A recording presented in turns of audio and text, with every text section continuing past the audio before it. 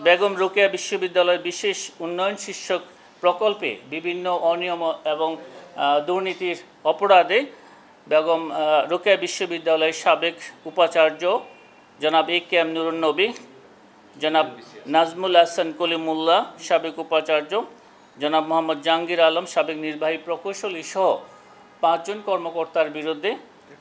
দুর্নীতি দমন কমিশন আইন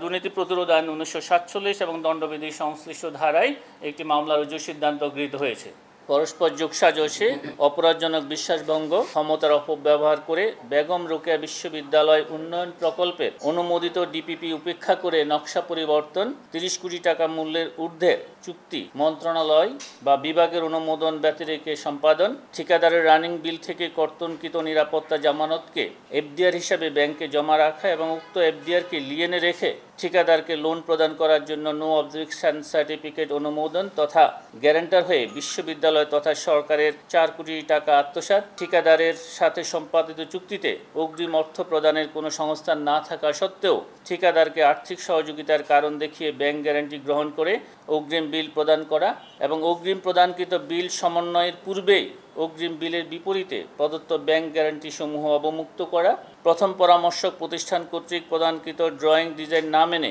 সরকারি খাতে ক্রয় পদ্ধতি বিধি বহির্ভূতভাবে দ্বিতীয় পরামর্শক প্রতিষ্ঠান নিয়োগ প্রদান, অস্বাভাবিক হারে মূল্য দাখিল সত্ত্বেও পিপিআর 2008-এর বিধান অনুযায়ী দরপত্র মূল্যায়ন সম্পন্ন না করার অভিযোগ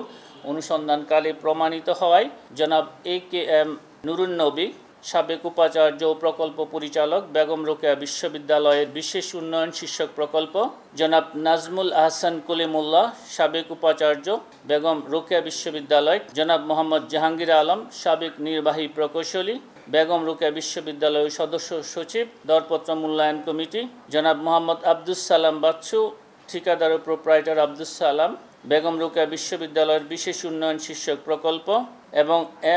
এম হাবিবুর রহমান ঠিকাদার ও প্রোপ্রাইটার সহ 5 জনের বিরুদ্ধে দুর্নীতি দমন কমিশন দুর্নীতি প্রতিরোধ আইন 1947 এবং দণ্ডবিধির সংশ্লিষ্ট ধারায় মামলা রুজুর সিদ্ধান্ত গৃহীত হয়েছে।